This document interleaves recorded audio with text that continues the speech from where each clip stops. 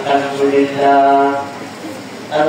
لله نحمده ونستعينه ونستغفره ونؤمن به ونتوكل عليه ونعوذ بالله من شرور أنفسنا ومن سيئات أعمالنا من يهد الله فلا مضل له ومن يضلل فلا هادي له وأشهد أن لا إله إلا الله وحده لا شريك له وأشهد أن سيدنا وسندنا وحبيبنا وطبيب قلوبنا ومولانا محمدا عبده ورسوله صلى الله تعالى عليه وعلى آله وأصحابه وبارك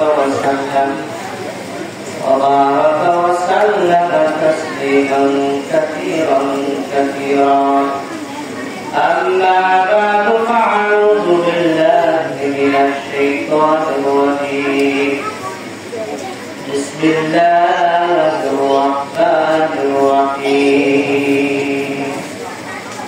قل إن كنتم تحبون الله فاتبعوني يحببكم الله ويغفر لكم ذنوبكم والله غفور رحيم صدق الله العظيم الحمد لله আজকের এই অনুষ্ঠানের সম্মানিত সভাপতি সাহেব দূর দূরান্ত থেকে আগত হয়েছেন কিংবা ছাত্র ভাইরা এবং আমার পাশে বসা মুরব্বীরা পর্দার মা ও বোনেরা আল্লাহ তাআলার দরবারে শুকর আদায় করি সবাই বলে আলহামদুলিল্লাহ। মুহতারাম হাজির, আল্লাহ রাসূল হাদিসের মধ্যে বলে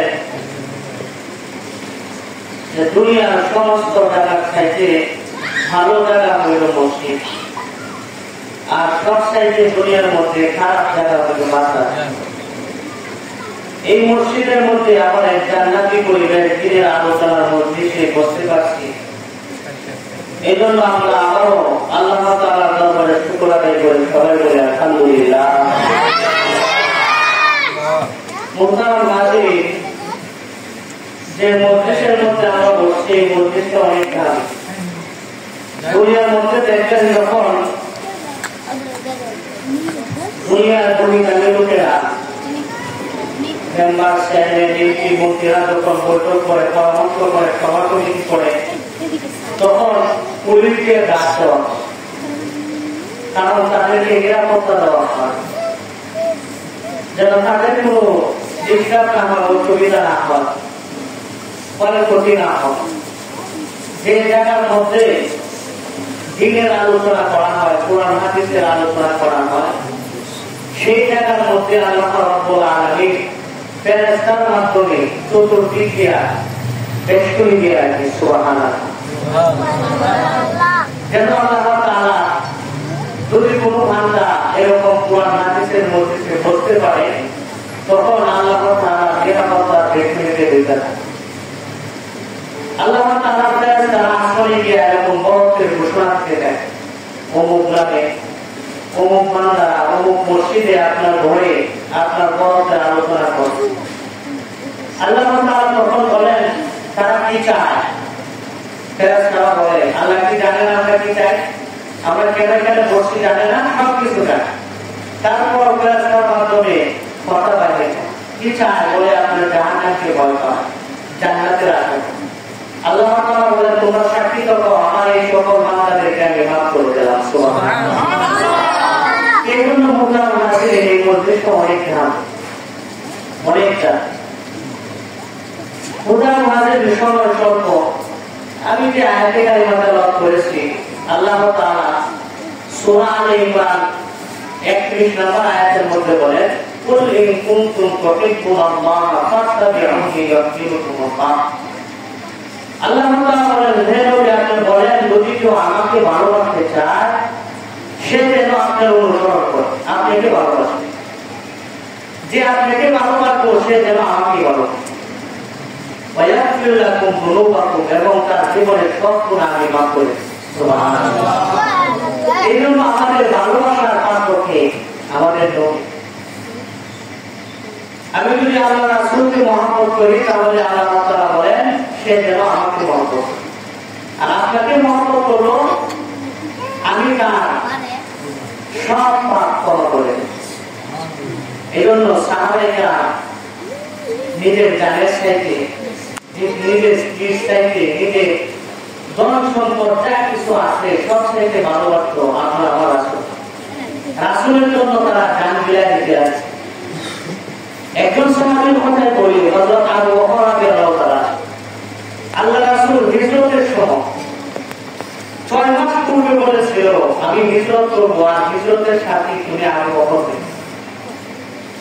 6 মাস পরে যখন আবু বকর রাদিয়াল্লাহু তাআলা দরজার সামনে আয়েশা নাড়া দিছে, একটা ডাক দিছে, ডাক দেওয়ার সাথে সাথে আবু বকর রাদিয়াল্লাহু তাআলা গাছটি মাথায় নিয়ে দাঁড়ানো অবস্থায় ঘর থেকে বাইরে আসে। আল্লাহ রাসূল জিজ্ঞাসা করেন একটা ডাক দিয়ে আপনি বাইরে আসেন, আপনি কি ঘুমান? আল্লাহ রাসূল সাল্লাল্লাহু আলাইহি ওয়াসাল্লাম এই কথা বলে আবু বকর রাদিয়াল্লাহু তাআলা বলেন যে শুধু আজকে ঘুমাই না, খাই না, আপনি যেদিন থেকে বলছেন আমাকে হিজরতের সাথে আমি হোক 6 মাস পূর্বে, সেদিন থেকে আমি রাত্রেবেলা কোনোদিন ঘুমাই। সুবহানাল্লাহ। এই দরজার মধ্যে হেলান দিয়ে দাঁড়ায় থাকি, কোন সময় আপনি একটা ডাক দিবেন আর আপনি আমার জন্য দরজার সামনে এসে অপেক্ষা করবেন, কাফেরদের আক্রমণের শিকার হবে, আমি কি লোক দিব আল্লাহর কাছে? এই যে মহব্বত করছে, এই যে সে দাবি হয়েছে, হযরত আবু বকর রাদিয়াল্লাহু তাআলা আনহুকে জান্নাতের 8 দরজা আছে, যে দরজা দিয়ে প্রবেশ করবে সেই দরজায় ঢোকে। কেমনে হয়েছে ভাই? আল্লাহ রাসূলকে মহব্বত করা। আল্লাহ রাসূলকে যদি কেউ মহব্বত করে তাহলে এখনো সে এরকম দাবি হয়ে যাবে। সুবহানাল্লাহ। এই হিজরতের রাত্রিতে কি বলতেছিল, কি হয়েছে? হিজরতের রাত্রিতে যখন আল্লাহ রাসূল সাল্লাল্লাহু আলাইহি ওয়াসাল্লামের সাথে হযরত আবু বকর যায়, তখন হযরত আবু বকর সামনের দিকে যায়, পিছনের দিকে যায়, ডানে যায়, বামে যায়। হযরত আবু বকর রাদিয়াল্লাহু তাআলা যখন এমন আরম্ভ করেছে, আল্লাহ রাসূল সাল্লাল্লাহু আলাইহি ওয়াসাল্লাম ডাকে বলে আবু বকর আপনি এমন করেন কেন? আবু বকর রাদিয়াল্লাহু তাআলা বলেন আল্লাহ রাসূল আমি এমন করি, আমি যখন ডান দিকে হাঁটি তখন আমার মন চায় আপনাকে কাফেররা বাম দিক থেকে যেন আক্রমণ করে তীর মারে। এই জন্য আমি লাফ দিয়ে বাম দিকে দাঁড়াই।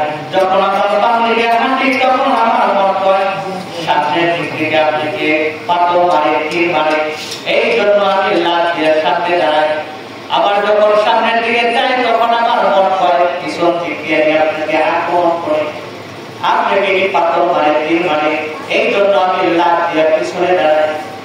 আমি আবু বকর বাঁচা থাকবো আর আপনার গায়ের মধ্যে পাথরের আঘাত লাগছে, তীরের আঘাত লাগছে, এটা আমি আবু বকর বরদাস্ত করতে পারবো। এই যে মহব্বত, এই মহব্বতের কারণে সাহাবীদের মধ্যে সবচেয়ে দামি সাহাবী হযরত আবু বকর। আল্লাহ তাআলা পবিত্র কালামের মধ্যে এই কথাটাই বলেন, কুল ইন কুনতুম তুহিব্বুনাল্লাহ ফাত্তাবিউনি ইউহিব্বুকুমুল্লাহ। কেউ যদি রাসূলকে মহব্বত করে সে যেন আল্লাহকে মহব্বত করে, আর রাসূলকে মহব্বত করার কারণে সে জান্নাতের মালিক হয়ে যাবে। সুবহানাল্লাহ। এজন্য মুহতারাম হাজিরিন, যখন হিজরতের রাত্রিতে আবু বকর রাদিয়াল্লাহু আনহু সাথী ছিল, সরে লোহার মধ্যে যখন প্রবেশ করবে, গুহাটা এত উঁচু, মুফাসসিরিনে কেরাম বলেন নিচ থেকে দাঁড়াইলে কবুতরের মতো দেখা যায় পরিমাণ। হযরত আবু বকর বলেন আপনাকে এই গুহার মধ্যে পা দিয়ে হাইটা উঠবে আমি দিব না। আমি আবু বকর আপনার জন্য পালকি হয়ে গেলাম। আমার কাঁধের মধ্যে উঠে আপনাকে আমি পালকি বানাই আমার কাঁধের মধ্যে সোয়ার করে উঠাই।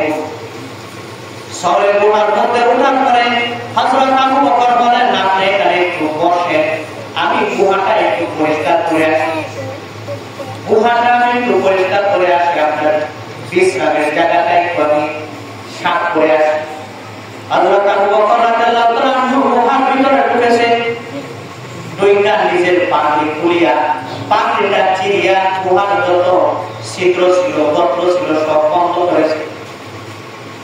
বন্ধ করিয়া পরিষ্কার করিয়া হযরত আবু বকর বলেন, আল্লাহর রাসূল আপনার বিছানা রেখে আপনি ভিতরে আসেন।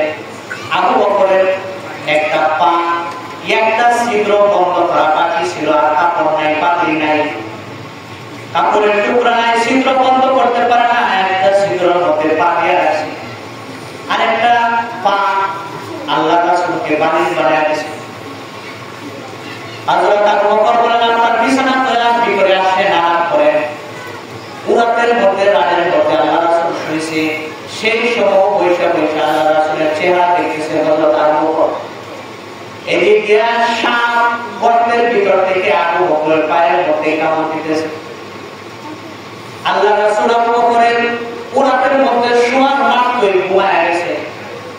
হযরত আবু বকর নড়াচড়া করে না, বিষের কামড়ে হযরত আবু বকরের চেহারা লাল হয়ে গেছে, নড়াচড়া করে না। যদি আল্লাহ রাসূলের ঘুম ভেঙে যায়, সহ্য না করতে পেরে একটা পানি হযরত আবু বকরের আল্লাহ রাসূলের চেহারার উপর পড়ে গেছে। আল্লাহ রাসূলের ঘুম ভেঙে গেছে। বলে, আবু বকর আপনার কি হয়েছে, কাঁদেন কেন? বলে, আমাকে সাপে কামড় দিয়েছে। ওই সাপে কামড় দিয়েছে দেখি আল্লাহ রাসূলের মুখের লাগা সাপের কামড়ের মধ্যে লাগাই দিয়েছে, সাথে সাথে বিষ পানি হয়ে গেছে। সুবহানাল্লাহ। সাপের বিষ সাথে সাথে মুখের লাগা লাগানোর সাথে সাথে পানি হয়ে গেছে। আসাইবুল মাহমুদা কিতাবের মধ্যে লেখে, এই গর্ত থেকে একটা সাপ একটা আজদা বাহির হয়ে আসে, আয়েশা আপনারা আমার নবীকে সালাম দেয়। সুবহানাল্লাহ। সাপকে আল্লাহ রাসূল বলেন, এই তুমি আমার আবু বকরকে কামড় দিছো কেন? সাপের জবান আল্লাহ ধরে দিয়েছে। সাপ ডাক দিয়ে বলে, আমি তাওরাতের কিতাবের 10 দিয়া 100 বছর পূর্বে আমি গিয়েছিলাম, তখন আমি শুনেছি দিনের নবী এই নবী এই গুহা দিয়া এই গুহার মধ্যে থাকে হিজরত করবে, এই গুহার ভিতরে প্রবেশ করবে। আমি আজকে না 100 বছর পূর্বে থেকে খায়া না খায়া এই গুহার মধ্যে থাকি, কত দরজা জানালা বানায় রাখছি, যেখান দিয়ে কাছে হয় সেদিকে আগে বাড়ি যায়, কিন্তু আপনারা আবু বকর আমাকে দেখার জন্য দেয় না। এই জন্য আমি কামড় দিছি। আল্লাহ